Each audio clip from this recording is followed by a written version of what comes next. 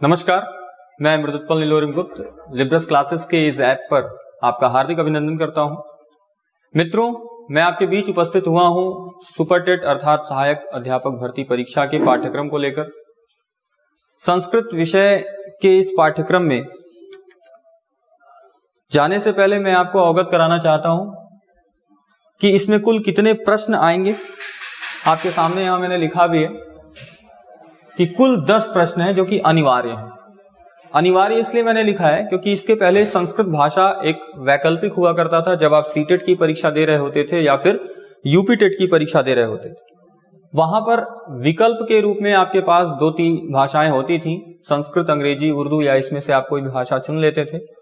परंतु यहां पर जब आप संस्कृत विषय को चुनेंगे तो यहां आपको विकल्प नहीं दिया जाएगा। यहां अनिवार्य रूप से आपको 10 प्रश्नों का सामना करना ही है।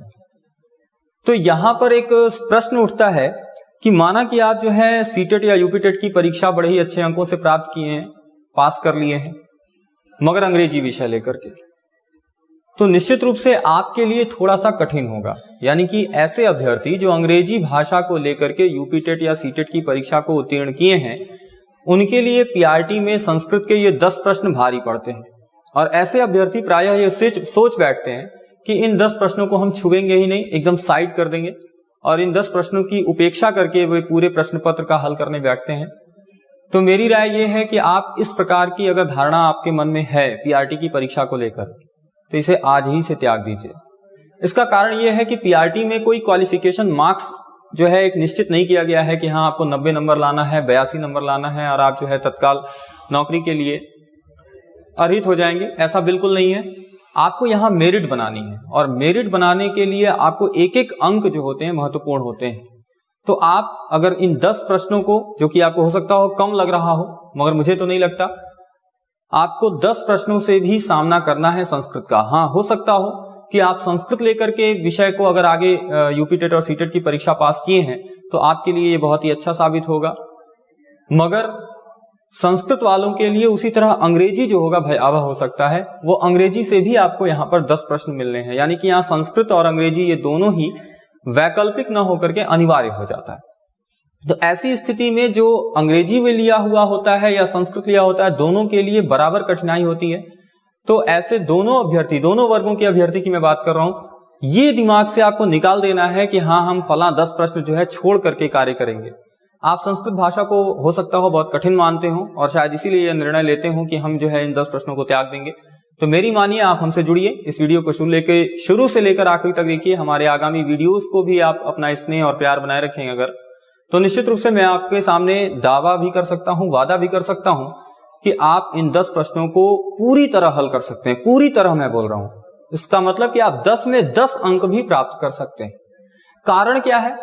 जब आप यूपीटेट और सीटेट की परीक्षा देते हैं तो वहां 30 में 30 प्रश्न आप संस्कृत के कर पाए, इसकी गारंटी देना कठिन है। मगर पीआरटी के पेपर में 10 में आप 10 कर लें, इसकी गारंटी देना आसान है। कारण यह है कि यहां पर आपको पढ़ना ज्यादा है, चैप्टर्स ज्यादा हैं और प्रश्न उसको कम पूछना है। तो यहां पर ज्यादा से ज्यादा यह निश्चित हो जाता है कि एग्जामिनर आपसे संधि से एक सवाल करेगा ही करेगा, समास से एक आध सवाल करेगा ही करेगा, प्रत्यय से एक आध सवाल पूछेगा ही पूछेगा। तो इस प्रकार जो है चैप्टर्स ज्यादा होते हैं और प्रश्न कम होते हैं, तो जो प्रश्नों का स्तर होता है वो बहुत ही आसान होता है, या यूं कहें कि आपके पकड़ में आने लायक प्रश्न होते हैं। कई प्रश्न रिपीट जो आप यूपीटेट में पढ़ते हुए हो, वही प्रश्न यहां पर आपको पीआरटी में भी मिल जाता है। हाँ, पीआरटी का स्तर यूपीटेट से थोड़ा सा ऊंचा होता है। वहां पे भी आपको अपठित गद्यांश और पद्यांश मिलेगा, यहां पे भी आपको अपठित गद्यांश और पद्यांश मिलेगा। पर वहां पर जब आप अपठित गद्यांश पा रहे थे तो उस पर 5-5 सवाल, 9-9 सवाल, 6-6 सवाल इस तरह मिलते थे। यहां पर आपको एक गद्यांश के सापेक्ष एक ही प्रश्न, एक पद्यांश के सापेक्ष एक ही प्रश्न मिलेंगे। तो यहां पर अगर दूसरे दृष्टिकोण से सोचें तो शायद आप पूरे गद्यांश पर मेहनत करते हैं, पूरे पद्यांश का अर्थ समझना चाहते हैं, उसके निचोड़ तक पहुंचते हैं मात्र एक प्रश्न के लिए। मगर वहीं यूपीटेट में थोड़ी सहूलियत मिलती है कि आप पूरे गद्यांश और पद्यांश को अगर समझ लिए तो आपको 4-4, 5-5 प्रश्न जो है आसानी से टिक कर सकते हैं। फिलहाल अगर आप इसके पाठ्यक्रम पर जाएं, जो कि प्रामाणिक रूप से पाठ्यक्रम पीआरटी का बनाया गया है, उसमें अगर आप जाएं तो केवल और केवल अपठित गद्यांश, अपठित पद्यांश और संपूर्ण व्याकरण, इतना लिख के छोड़ दिया है। आप भी देखे होंगे केवल यही 3 शब्द आपके सामने लिखा है, गद्यांश, पद्यांश और व्याकरण। अब आप समझदार हैं, आपको पता चल जाना चाहिए कि व्याकरण के अंतर्गत तो सब कुछ आ गया, यानी कि संस्कृत का उसने कुछ छोड़ा ही नहीं। तो कहा जाए, देखने में तो लग रहा है बहुत छोटा सिलेबस है, मगर अगर आप इसके अंदर जाएं तो आपको लगेगा कि इसने कुछ छोड़ा ही नहीं। इसने अपठित गद्यांश पद्यांश के साथ साथ संपूर्ण व्याकरण को ले लिया। तो यहां पर जो मैंने लिखा है, आपके बोर्ड पर दिख रहा होगा, यह प्रामाणिक वाला जो वहां पर छपा हुआ है वहीं से उठा लिया है। पर अब इसके अंदर क्या है, आखिर व्याकरण में भी क्या क्या पढ़ना है, उसका जो है वृहद चर्चा हम लोग इस ओर करेंगे। फिलहाल यहां पर मैंने लिखा है कुल इससे 10 प्रश्न मिलना है, और ये 10 प्रश्न जो हैं आपके अनिवार्य हैं, आप इनको छोड़ नहीं सकते। तो आप चाहे यूपी टेट या सीटेट में संस्कृत लिए हो या अंग्रेजी लिए हो, वो दोनों ही छात्र जो है पीआरटी में आके बराबर श्रेणी में आ जाते हैं, है ना। कोई दोनों के दोनों का कंपटीशन बराबर हो जाता है। आप ये नहीं कह सकते कि अरे संस्कृत का पेपर आसान आया था, अंग्रेजी का कठिन आया था, तो अंग्रेजी वाला जो है कम पास हुए, संस्कृत वाले सब ज्यादा पास हो गए। ये आप सीटेट यूपीटेट में कह सकते हैं, मगर पीआरटी के पेपर में नहीं कह सकते। पीआरटी के पेपर में दोनों ही छात्र क्या हो जाते हैं, बराबर हो जाते हैं। दूसरी बात जो है पीआरटी के लिए मुख्य क्या है कि पीआरटी का एग्जाम अभी हाल ही में शुरू किया गया है एस्टेट के लिए। पहले पीआरटी का कोई कॉन्सेप्ट नहीं था। तो अब तक पीआरटी के कुल 2 एग्जाम हुए, और वो दोनों ही एग्जाम आपस में एकदम विपरीत हैं। एक लिखित परीक्षा हुई है, तो एक बहुविकल्पीय परीक्षा हुई है। तो लिखित परीक्षा का कॉन्सेप्ट 68,500 वाली भर्ती में था, और उसके बाद कुछ उसमें खामियां थी। उन खामियों को दूर करने के लिए बाद में सरकार ने निर्णय लिया कि अब लिखित ना होकर के बहुविकल्पीय होगा। और बहुविकल्पीय जो वैकल्पिक प्रश्न बनाए गए वो आपके 69,000 वाली भर्ती में बनाए गए, जो कि अभी भी कोर्ट के अधीन चल रही है। कोर्ट जो निर्णय देगा सर्वमान्य होगा, उचित होगा, और बहुत ही जल्द ही इस भर्ती का निस्तारण हो जाएगा, ये विश्वास है मुझे, आपको भी होना चाहिए। और आगामी शिक्षक भर्ती परीक्षा के लिए हम और आप दोनों खड़े हों, तैयार हों, पूरे मनोयोग से लगे। लॉकडाउन का समय है, जिसके कारण जो है लक्ष्य थोड़ा सा ओझल दिख रहा होगा, मगर इस समय अगर आप अपने लक्ष्य को पहचान लेंगे तो निश्चित रूप से आप सफल होंगे। इस लॉकडाउन के समय का पूर्णतः सहयोग करें, पूरे मनोयोग से लगे। इसलिए मैं ये कह रहा हूं क्योंकि लॉकडाउन के कारण कोचिंग संस्थाएं बंद चल रही, हम आपसे ऑनलाइन ही जुड़ पा रहे हैं।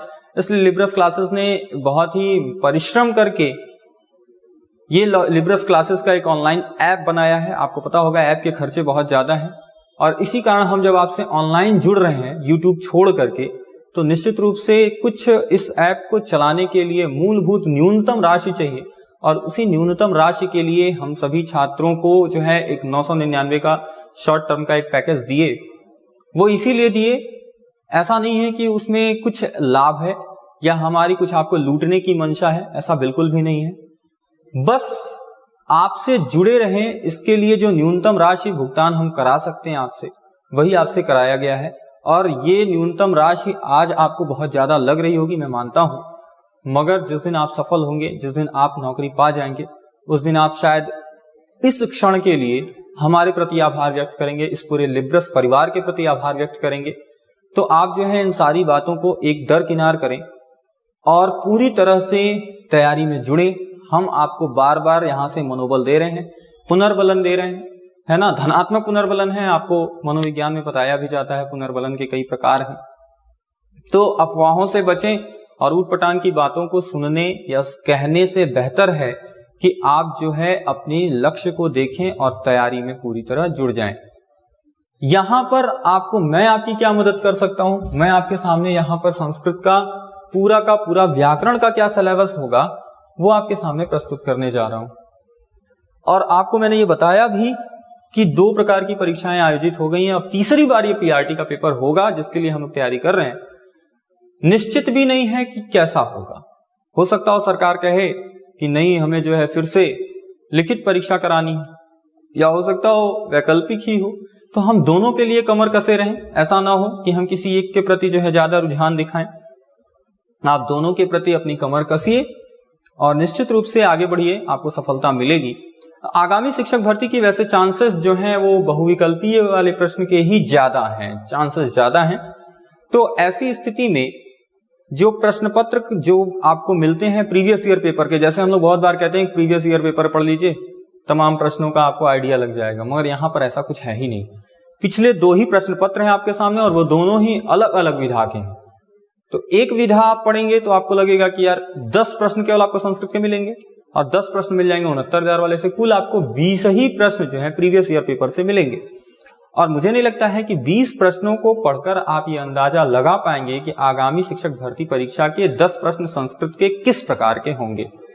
फिर भी आप यह पूरा का पूरा मुझ पर छोड़िए, ये पूरा एनालिसिस मैं करूंगा और मैं ये देखने का प्रयास किया भी हूं और करूंगा भी कि आगामी 10 प्रश्न किस प्रकार के होंगे, किस लेवल के होंगे। फिलहाल हमें संपूर्ण व्याकरण पढ़ना है, तो संपूर्ण व्याकरण के अंतर्गत सबसे मूलभूत संस्कृत एक भाषा है। प्रत्येक भाषा की अपनी एक वर्णमाला होती ही है अगर वो वैज्ञानिक भाषा है तो, और संस्कृत भाषा पूर्णतया वैज्ञानिक है। ये बार बार मैं कहता आया हूं, आपको भी विदित होगा कि पूर्णतः वैज्ञानिक भाषा है। वैज्ञानिक इसलिए कहा जाता है क्योंकि विज्ञान से संबंधित है और विज्ञान वही है जो क्यों का जवाब रखता है।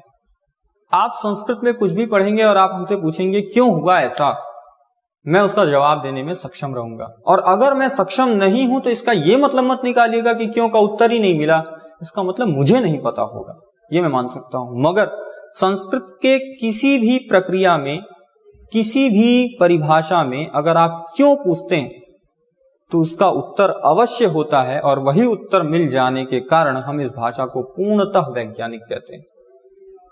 इसी वैज्ञानिकता को थोड़ा थोड़ा नष्ट किया गया और भाषा को तोड़ा मरोड़ा गया, तो हिंदी भाषा ने जन्म लिया, जिसे आप अर्धवैज्ञानिक और पूर्णतः अवैज्ञानिक भाषा आप अंग्रेजी को समझ सकते हैं, जिसमें क्यों का कोई उत्तर आपको नहीं मिल सकता है, मगर संस्कृत में मिल सकता है। हो सकता है आप सोच रहे हो कि अंग्रेजी में क्यों नहीं मिल सकता। तो एक एग्जाम्पल मैं जो हमेशा आपको क्लास में भी दिया करता था, यहां भी आपको दे रहा हूं कि अगर आपके सामने अंग्रेजी में मैंने लिख दिया BUT तो आप कहेंगे बट, CUT आप कहेंगे कट, तो हम कहेंगे PUT, आप कहेंगे नहीं पट नहीं पुट। मैं आपसे कहता रह जाऊंगा कि नहीं नहीं इसको बट पढ़े हो, इसको कट पढ़े हो, इसको पट पढ़ो ना, क्यों पुट पढ़ रहे हो, आपके पास कोई जवाब नहीं होगा। जबकि इसकी संरचना देखने में सेम है, आप भी कहेंगे हाँ सेम है। और यही है ध्वनि विज्ञान, फोनेटिक्स पर आधारित है पूरी तरह अंग्रेजी। यहां पे क्यों ऐसा पढ़ रहे हैं आप, इसका कोई जवाब नहीं होगा। तो कुल मिलाकर मैं आपसे यही कहना चाहता था कि संस्कृत भाषा पूर्णतया वैज्ञानिक है और इसीलिए सभी भाषाओं की यह जननी है। और संस्कृत भाषा अगर पूर्णतः वैज्ञानिक है तो फिर से मैं कहूंगा आप एक बार गर्वान्वित होइए कि आप इस भाषा के धरती पर जन्म लिए हैं, भारतवर्ष में जन्म लिए हैं। और निज भाषा उन्नति है, सब उन्नति को मूल, बिन निज भाषा ज्ञान के मिटे न ही को शूल। भारतेंदु हरिश्चंद्र की यह आप लिखित यह दोहा आप सुने होंगे, समझते होंगे। तो निश्चित रूप से अपनी भाषा का ज्ञान होना कितना आवश्यक है, भारतेंदु हरिश्चंद्र आपसे कह गए, मैं भी आपको यही समझाना चाह रहा हूं। तो प्रत्येक भाषा की अपनी एक वर्णमाला है और इस वर्णमाला के अंतर्गत हम लोग क्या पढ़ेंगे, परिचय एवं पूर्व ज्ञान। यहाँ पूर्व ज्ञान मैंने जान के लिखा है, ये स्वयं से मैंने निर्मित किया है ना, ये कहीं लिखा नहीं है, मैंने स्वयं से निर्मित किया है। और पूर्व ज्ञान यहाँ पर लिखा इसलिए है, आप बीएड के या बीटीसी के अभ्यर्थी हैं तो निश्चित रूप से पूर्व ज्ञान बहुत ही बार आपने सुना होगा, प्रयोग किया होगा, लेसन प्लान वगैरह बनाते समय एक हेडिंग के रूप में पूर्व ज्ञान डाला होगा। और आपको पता भी होगा कि अच्छा शिक्षक वही होता है जो छात्रों के पूर्व ज्ञान से जोड़कर उसको नवीन ज्ञान देता है, जिससे कि छात्र तत्पर हो जाता है सीखने के लिए। जब वो पूर्व ज्ञान जानता है कि उसके शिक्षक उसका पूर्व ज्ञान समझता है तो उसी पूर्व ज्ञान पर आधारित उससे प्रश्न पूछता है और उस प्रश्नों को पूछते हुए वो इस प्रश्न पर लाता है जहां पर वो समस्यात्मक हो जाता है। और जैसे ही बालक छात्र मौन होता है, समस्यात्मक स्थिति में पहुंचता है, तो वहां से आपके स्पष्टीकरण की प्रक्रिया प्रारंभ होती है। और इसीलिए मैं भी आपको अगर वर्णमाला संस्कृत की पढ़ाऊंगा तो मान के पढ़ाऊंगा कि आप संस्कृत में पूर्णतया शून्य हैं। मुझे नहीं लगता कि आपको बुरा लगेगा। और अगर आप संस्कृत के महान मेधावी भी होंगे तो आप थोड़ी देर के लिए मान लीजिएगा कि आप संस्कृत में शून्य हैं, क्योंकि मेधावी छात्र स्वयं को शून्य मान सकता है, मगर कभी भी शून्य व्यक्ति जो हो संस्कृत में वो अपने आप को मेधावी नहीं मान सकता। तो अगर आप संस्कृत में पढ़े हैं, वाकई आप संस्कृत के ज्ञाता हैं, होंगे भी, तो थोड़ी देर के लिए आप उसको अपने नॉलेज को शून्य मानिएगा, क्योंकि आप यूपी टेट और सीटेट में अगर संस्कृत से दो हाथ करके आए हुए हैं तो हमें बिल्कुल मालूम है कि आप संस्कृत की कुछ मूलभूत अवसंरचना को समझते होंगे। मगर फिर भी आपको शून्य इसलिए मानना को कह रहा हूं क्योंकि शून्य से शिखर तक पहुंचाना मेरे लिए बड़ा ही आसान होगा। और जब आप पूर्व ज्ञान से संबंधित प्रश्नों का उत्तर देंगे इस वर्णमाला से, तो वहीं से मैं आपको धीरे धीरे कोरिलेट करता हुआ इस वर्णमाला को इस माहेश्वर सूत्र तक पहुंचाऊंगा। माहेश्वर सूत्र से आपको इत संज्ञा का डेफिनेशन दूंगा, इत संज्ञा से किस प्रकार प्रत्याहारों का निर्माण होता है ये समझाऊंगा, कुल कितने प्रत्याहार बनाए जा सकते हैं और इनका संस्कृत में क्या उपयोग है। मोस्ट इंपॉर्टेंट है ये वाला पोर्शन। इस प्रत्याहार निर्माण को अगर आप समझ लेते हैं तो ये संधि प्रकरण आपको बहुत ही बेहतरीन समझ में आएगा। और संधि प्रकरण अगर आपको समझ में आ रहा है तो आप फिक्स रहिए कि पीआरटी में आपको इससे एक प्रश्न मिलना ही मिलना है, जो कि हर साल एकाध जो है संस्कृत में संधि से प्रश्न पूछा गया है। फिलहाल आपको इसी तरह प्रयत्न और उच्चारण स्थान पढ़ना है, और जब आप इतना पढ़ लेंगे तो हम कहेंगे कि हमारा वर्णमाला प्रकरण पूरी तरह से समाप्त हो गया, जो कि एक प्रकार से कह सकते हैं कि यह संस्कृत का बेसिक है। इसको पढ़े बिना अगर आप आगे जाते हैं तो निश्चित रूप से आपको संस्कृत पढ़ने में कठिनाई होगी, और कूद कूद के पढ़ने से अच्छा है कि आप क्रमशः पढ़ें। क्रमशः जब आप पढ़ेंगे तो निश्चित रूप से संस्कृत के प्रति जो आपकी गलत अवधारणाएं हैं वो स्वतः समाप्त होंगी। फिलहाल जैसे ही आप संधि प्रकरण पर पहुंचते हैं तो संधि प्रकरण से मैंने कहा कि एक सवाल फिक्स है, इसी में हम लोग स्वर संधि, व्यंजन संधि, विसर्ग संधि पढ़ेंगे, और यह संधि हिंदी से किस प्रकार, हिंदी वाले संधि से किस प्रकार अलग होगा ये वहीं पर मैं सिद्ध करूंगा। इसमें कई प्रकार के अपवाद भी शामिल होंगे। समास में भी फिक्स होता है लगभग कि पीआरटी में एक सवाल आपको मिलना ही मिलना है। 10 सवाल हैं तो ये मान के चलिए प्रत्येक मुख्य चैप्टर है, ये सब मुख्य चैप्टर है, और मुख्य चैप्टर से एक सवाल आपको मिलना तय है। इसी तरह वर्णमाला से भी आपको एक सवाल मिलेगा ही मिलेगा, है ना। अब आइए कारक एवं विभक्ति। यहाँ पर कारक आप हिंदी में पढ़ते हैं, और इसी कारक का थोड़ा सा यहाँ पे शुद्धतम रूप है यहाँ विभक्ति, और इस विभक्ति के कई सूत्र, कई विभक्तियां होती हैं, 7 विभक्तियां होती हैं, और 7 विभक्ति के सापेक्ष हर विभक्ति जो है कई सूत्र अपने आप में रखा होता है। तो हम लोग विभक्ति विधायक सूत्रों पर भी पूर्णतः चर्चा करेंगे विथ एग्जाम्पल, और उसके जो है इस विभक्ति से पूछे जाने की भी संभावना होती है। सुबंत और तिङंत प्रकरण पढ़े बिना आप संस्कृत समझ ही नहीं सकते। मतलब यहाँ धातु रूप चिन्ह है, ये शब्द रूप चिन्ह है, जो आप राम का, बालक का, लता का, रमा का, नदी का, गुरु का पढ़ते हैं, ये इसी सुबंत प्रकरण के अंतर्गत पढ़ते हैं। और जो लट लकार तिङंत प्रकरण के अंतर्गत जो धातु रूप चिन्ह है, जैसे आप पठ धातु का पढ़ते हैं, पठति, पठता, पठंती, है ना, ये सारी चीजें तिङंत प्रकरण के अंतर्गत आती हैं, और इनको समझने के लिए आपको लकार से सामना करना होगा। बहुत से लोग ऐसा समझते हैं लकारों की संख्या 5 है, मगर लकारों की संख्या संस्कृत में होती है 10, और इन 10 लकारों पर हम चर्चा करेंगे। और लकार जैसी चीज है क्या, ये आपको मैं समझाऊंगा, क्योंकि लकार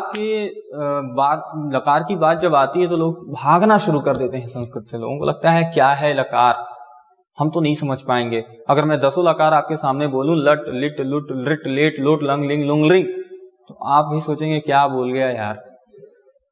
जो कुछ भी बोला वो इतना तो तय हो गया कि हमको पढ़ना नहीं है संस्कृत, क्योंकि हम इस तरह क्या कभी बोल भी पाएंगे? क्या ये जो बोले हैं हम उसको समझ भी पाएंगे? तो मैं आपसे फिर से कह रहा हूं, वादा करता हूं और दावा तो पक्का करता हूं कि आप जिस तरह मैं लट, लिट, लुट, रिट, लेट, लोट, लंग, लिंग, लुंग, रिंग बोला, आप भी बोल पाएंगे, उसे समझ भी पाएंगे, उसका व्यवहार में प्रयोग भी कर पाएंगे। बस हमारे साथ आप जुड़े रहिए, पूरे मनोयोग से जुड़ना है, आधे अधूरे मन से नहीं।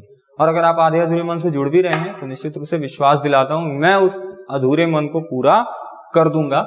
फिलहाल ये लकार भी आपके एग्जाम के लिए इंपॉर्टेंट है, मगर वैकल्पिक होता है, प्रश्न पूछे भी जा सकते हैं, नहीं भी पूछे जा सकते हैं, क्योंकि आप पीआरटी की परीक्षा में जो बैठेंगे। अव्यय एवं उपसर्ग है। अव्यय से प्रश्न पूछा भी गया था, 68,000 वाली वैकेंसी में पूछा गया था, कुत्र अव्यय का अर्थ क्या है। तो अव्यय से जब प्रश्न पूछना होता है तो हमेशा इसके अर्थ से ज्यादा पूछ लिया जाता है। किसी अव्यय को संस्कृत में देगा और कहेगा इसका शाब्दिक अर्थ बताइए।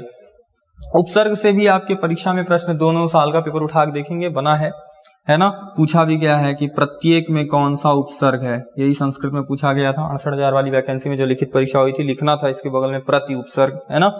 तो इस तरह से जो है प्रत्यय से भी सवाल पूछा गया था, पठनीय में कौन सा प्रत्यय है, पठनीय में कौन सा प्रत्यय है। तो ये सारे प्रश्न जो हम लिख रहे हैं, अचानक से मुझे याद आते जा रहे हैं, ये आपके जो 2 बार के एग्जाम हुए हैं, पीआरटी की परीक्षा हुई है, उसी से पूछे गए हैं। तो मैं वहीं से आपके सामने लिख भी रहा हूं। देखिए मेरे सामने मोबाइल में मैंने खोला भी है और मैंने आपको सही बताया है। पूछा गया है प्रत्येकम पद में कौन सा उपसर्ग है, ये प्रत्येकम है, प्रत्येकम पद में कौन सा उपसर्ग है। फिर पूछा गया है कुत्र अव्यय का क्या अर्थ है। देखिए मैंने पूछा है, यहाँ पे लिखा है, किसका अर्थ पूछा था, कुत्र अव्यय का क्या अर्थ है, ये पूछा गया है। इसके अलावा पठनीय में कौन सा प्रत्यय है, ये भी पूछा गया है।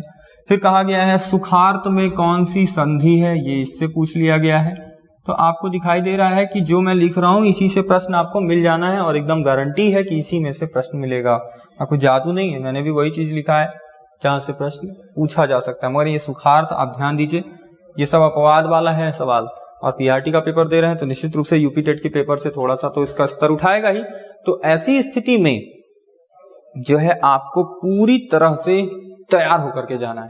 ऐसा ना हो आप लड़ने लगे, नहीं नहीं नहीं ये वाला तो नहीं लिखा था सिलेबस में और पूछ लिया, हम चलेंगे अब कोर्ट, अरे यार यहाँ देख लो पहले, इसीलिए मैंने यहाँ लिखा है, यही मुख्य सिलेबस है आपका। और जब यहाँ संपूर्ण लिख दिया तो आप यहाँ पर कोई भी अपनी दकियानुसी नहीं बतिया सकते, है ना। आप किसी प्रकार से ये नहीं कर सकते ये प्रश्न नहीं आना चाहिए था, किस प्रकार आ गया। तो कुल मिलाकर के जो है संधि से जो है 2 सवाल पूछा गया था 68,500 वाली भर्ती में। एक तो सुखार्थ पूछा गया था और एक पूछा गया था एचो यवा यावह, ये किस संधि का सूत्र है ना। बहुत से लोगों को इसका जवाब पता होगा, मैं नहीं बताऊंगा, मुझे नहीं आता, पता नहीं है मुझे क्या होगा इसका जवाब, भूल गया हूं, है ना। तो ये सब चीजें हम लोग जो है आगे पढ़ेंगे, आप समझिएगा। ये एचो यवा यावह किस संधि का सूत्र है, तो प्रश्न किस प्रकार पूछ रहा है ये समझिएगा, है ना। इसको हम लोग वहां पर जब समझेंगे तो तोड़ तोड़ के समझेंगे और यहीं से निष्कर्ष भी निकालेंगे कि किस प्रकार ये अयादि संधि का सूत्र है एचो यवा यावह। मैं इसलिए बता दिया क्योंकि क्या पता वीडियो आप देख के सोचेंगे लग रहा भुला गए क्या सर, है ना, और सोच रहे होंगे कहीं भुला गए खुद तो कैसे हमको पढ़ाएंगे, तो हम क्या बता दे ज्यादा सही है। बाद में उखली में सर डालने से कोई मतलब है नहीं, है ना, क्या पता कब आप मेरे खिलाफ खड़े हो जाएं।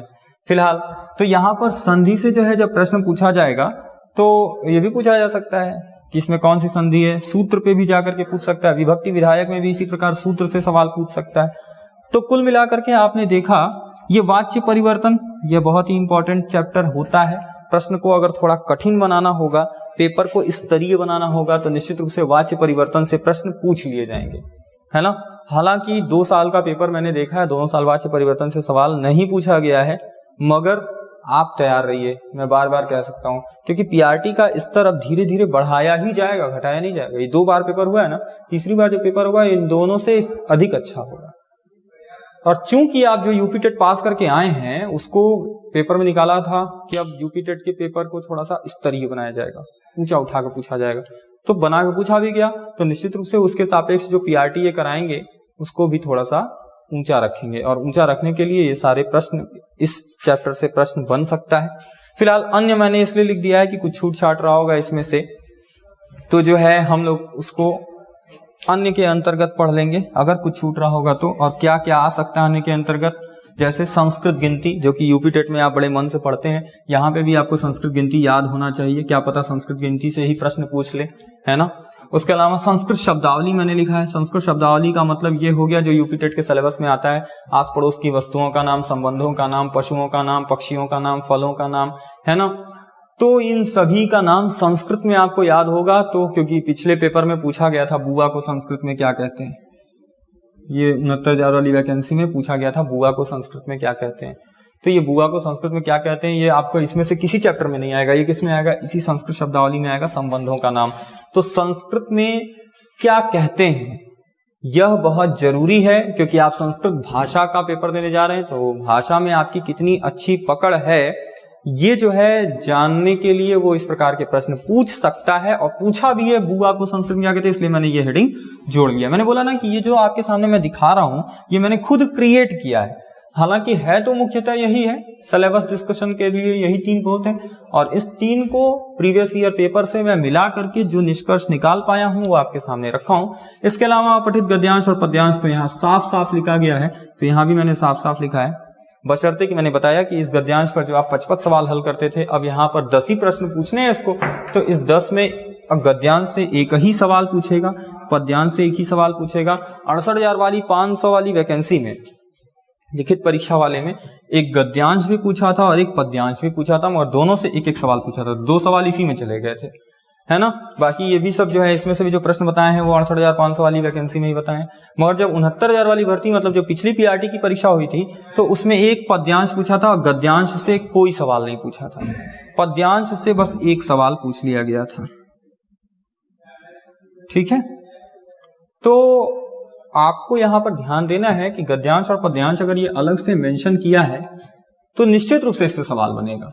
अब दो तरह से बन सकता है, या तो दोनों पूछ दे, या तो ये ना पूछे केवल ये पूछे, ये ना पूछे तो केवल ये पूछ दे, और इस तरह से प्रश्न बनाया भी जा चुका है। और अगर डेमो के रूप में आप जानना चाहेंगे तो इसके अपठित गद्यांश और पद्यांश को पढ़ने के लिए परिषदीय विद्यालयों की किताब का आप सहारा लें। 68,500 वाली भर्ती में जो गद्यांश पूछा गया था वो राजकुमार सिद्धार्थ पर पूछा गया था, और एक छोटा सा गद्यांश दिया था जो कि मेरे सामने दिख भी रहा है, पढ़ नहीं सकता, इस पर भी हम लोग चर्चा करेंगे। और उस प्रश्न को पूछने के बाद उसमें से केवल एक प्रश्न बनाया गया है। इसी तरह एक पद्यांश भी आपके सामने पूछा गया है, और उस पद्यांश को मैं पढ़ के सुना भी सकता हूं कि दाने तपसि शौर्ये च विज्ञाने विनये नये विस्मयो न ही कर्तव्यो बहुरत्ना वसुंधरा। एक लाइन दिया है और ऊपर लिखा है नीचे दिए गए अपठित पद्यांश को ध्यानपूर्वक पढ़कर प्रश्नों का उत्तर दीजिए। और प्रश्न भी पूछा है अस्माकं वसुंधरा कीदृशी भवति। ये लिखित था, आपको बगल में लिखना था अस्माकं वसुंधरा, कीदृशी का क्या उत्तर है, भवति। तो कितना कठिन था, क्योंकि आपको तब आईक्यू लेवल आपकी ज्यादा होनी चाहिए। अब बहुविकल्पी हो जाएगा तो वो बताएगा कीदृशी भवति में क्या होना चाहिए उत्तर, आपको बस टिक करना है। तो हमें लगता है कि आप यही उत्तर देंगे कि लिखित परीक्षा की तुलना में वैकल्पिक परीक्षा थोड़ी आसान होती है। तो आसान तो हमको भी लगती है, आसान है भी, आप भी यही प्रयास करें वैकल्पिक हो तो ज्यादा अच्छा है। मगर वो लिखित वाला था तो कठिन भी है कि आपको उत्तर लिखना है। जो जानता होगा पूरी तरह वही सही लिख भी पाता होगा। और लिखते समय वर्तनी भी ध्यान देनी है कि आपसे कहीं स्पेलिंग मिस्टेक ना हो, क्योंकि उसके बाद भी आपके अंक जो है आपसे छीन लिए जाएंगे। तो कहीं ना कहीं कठिनाइयां हैं, मगर ये तो तय है कि योग्य शिक्षक अगर आपको चाहिए, प्रशासन को योग्य शिक्षक चाहिए, तो लिखित परीक्षा से ही प्राप्त हो सकता है। मगर आप दोनों के लिए तैयार रहें, चाहे लिखित हो चाहे मौखिक हो। अपनी वर्तनी पर ध्यान दें। संस्कृत पढ़ रहे हैं तो विशेषकर अपने उच्चारण पर ध्यान दें। हो सकता है आपका उच्चारण अभी शुरुआत में अशुद्ध हो, हमें सुने, लगातार सुने। मेरे सुनने से आपको हो सकता हो थोड़ा सा आपको समझ में आए कि किस प्रकार उच्चारण किया जाए कि आसान लगे। हालांकि मैं इस पर थोड़ी बहुत चर्चा करूंगा। और संस्कृत के प्रति एक लगाव रखें, मन में उल्लास रखें, उमंग रखें, पढ़ने की लालसा रखें। निश्चित रूप से आपको संस्कृत बहुत आसान लगेगी। मैं बार बार कहता हूं कि मैं भी संस्कृत से संबंधित नहीं हूं, मगर संस्कृत विषय में एक हमारे प्रति अंदर अनुराग है, और वह अनुराग मैं चाहता हूं आपके भी अंदर जगे, जन्मे। और इसके लिए मुझे लगता है आपको बहुत ही अच्छे से ये पूरा सिलेबस संस्कृत का समझ में आया होगा, और आपको समझ में आया होगा कि इस 10 प्रश्नों के लिए हमें कितना पढ़ना है, किस रणनीति से पढ़ना है और क्यों पढ़ना है। और बहुत लोग जो ये सोच रहे होंगे कि ये 10 प्रश्न हम छोड़ देंगे, वो अगर आप अभी भी ऐसा सोच रहे हैं तो आप इसको मन से निकालिए, मुझ पर पूरी तरह डिपेंड हो जाइए। मैं आपको संस्कृत बहुत ही आसान तरीके से यहाँ से डिलीवर करूंगा। आप उसको एकदम बहुत आराम से समझेंगे और आपको वाकई लगेगा कि संस्कृत बहुत आसान लग रहा है ना। तो आसान है तो लगेगा भी। फिलहाल मिलते हैं हम अगले वीडियो में, और तब तक के लिए हमारे इस वीडियो को आप शुरू से लेकर आखिरी तक देखें। कुछ ना समझ में आया हो तो वहां पूछ सकते हैं, है ना। अच्छा लगे तो सराहना करें, ना अच्छा लगे तो बल भर गरियाएं, पूरी छूट है। तब तक के लिए नमस्कार, आपका दिन शुभ।